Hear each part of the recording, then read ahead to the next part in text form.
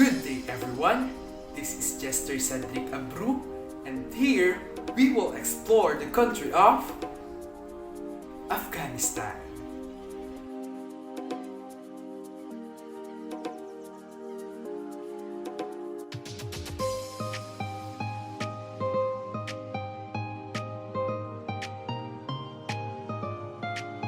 Afghanistan is a landlocked nation with a diverse population in the heart of South Central Asia, a nation of over 39 million people.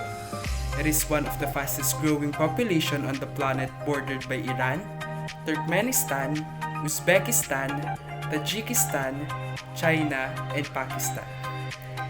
Afghanistan is located in a strategic crossroad as it is connected to Iranian, Central, and East Asian civilization. It is one of the most mountainous countries in the world. However, it is also home to a vast network of rivers and fertile valleys carved out by massive snowmelts flowing from the Hindu Kush and other mountain ranges which envelop the country. Afghanistan has long been a reward pursued by empire builders, lying along vital trading routes linking southern and eastern Asia to Europe and Middle East. For centuries, great armies have attempted to subdue it, leaving evidence of their efforts in great monuments now in ruins. Many imperial aspirations have been dashed by countries' forbidding landscape of deserts and mountains, as well as the country's fiercely independent peoples. So independent in reality. The capital of Afghanistan is its largest city, Kabul, a serene city of mosques and gardens during the storied reign of the Emperor Babur, founder of Mughal dynasty and for centuries an important entrepot on the Silk Road. Kabul lay in ruins following the long violence of Afghan war. So too fared much of the country, its economy in shambles and its people scattered and despondent. By the early 21st century, an entire generation of Afghans had come to adulthood knowing nothing but war. The culture of Afghanistan has persisted for over 3 millennia, tracing records to at least the time of Achaemenid Empire in 500 BCE. It is mostly a tribal society with different regions of the country having its own subculture.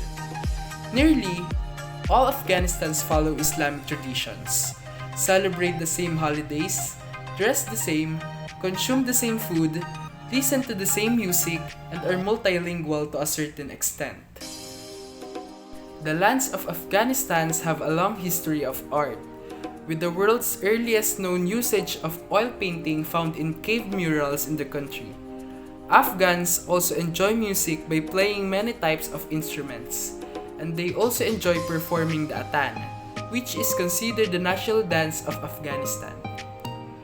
What is typically heard in the country are folk songs or ballads. Another, poetry in Afghanistan has long been a cultural tradition and passion. It is mainly in Persian or Dari and Pashto languages. Although in modern times, it is also becoming more recognized in Afghanistan's other languages. Classic Persian and Pashto poetry plays an important role in the Afghan culture. Poetry has always been one of the major educational pillars in the region, to the level that it is integrated itself into culture. As I mentioned earlier, Dari and Pashto are both the official languages of Afghanistan, although Dari serve as the lingua franca for the majority. People in the northern and central areas of the country usually speak Persian or Dari, while those living in south and east speak Pashto. And Afghans living in western regions of Afghanistan speak both Dari and Pashto. Most citizens are fluent in both languages, especially those living in major cities where population is multi-ethnic. Islam is the main religion in Afghanistan, and over 99.7% of Afghans are Muslims. An estimated of 84.7 to 90% of the population adhere to Sunni Islam, while an estimated 7 to 15% practice Shia Islam, and approximately 1% of the followers of other religions. Afghanistan is an Islamic republic consisting of three branches of power, namely executive, legislative, and judiciary, overseen by checks and balances. The country is led by President Ashraf Ghani, who replaced Hamid Karzai in 2014. Afghan governments have never been able to expand their rule far enough on the ground.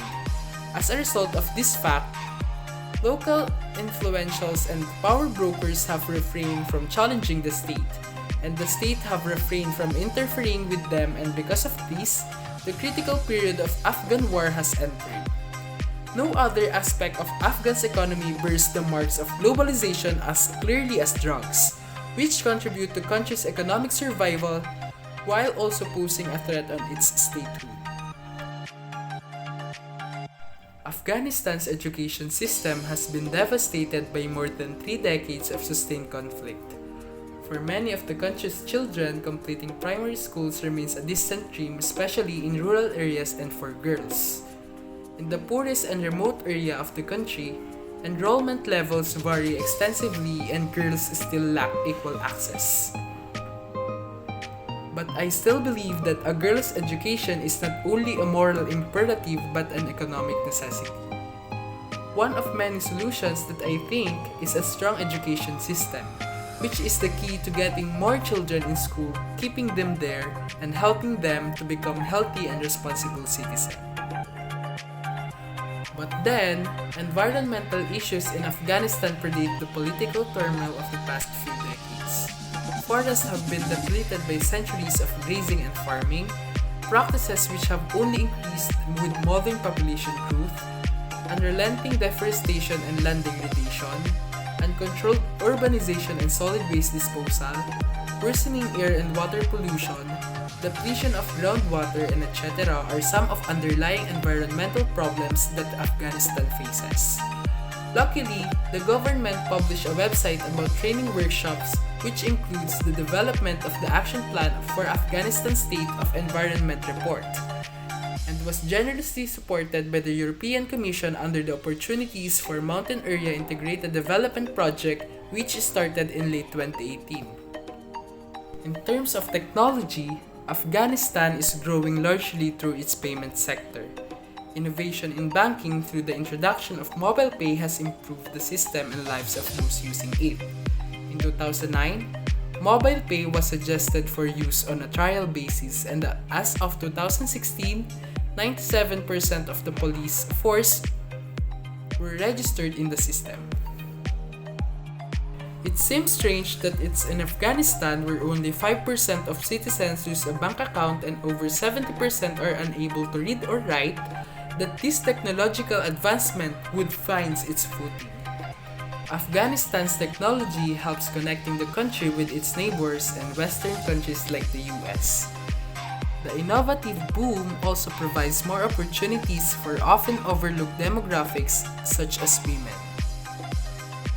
All in all, Afghanistan's information technology sector is one of the country's success stories. There has been a huge expansion in the use of mobile phone technology and internet penetration in recent years. Despite the turmoil in the whole country of Afghanistan, I still believe that there is a way to have peace in this country. The signing of the agreement for bringing peace to Afghanistan is the result of a long and difficult process to end this long and disastrous war. A negotiated resolution to Afghans' continuing conflict may not be possible. The US reached agreement with the Taliban in February 2020 as well as signing a declaration with the Afghan government to facilitate the launch of an intra-Afghan peace process. Many obstacles remain in the way of a fruitful conclusion to this talk, but with it, the end of the United States' longest war will now happen, and I hope this will continue until every Afghan feels safe and loved by their own country.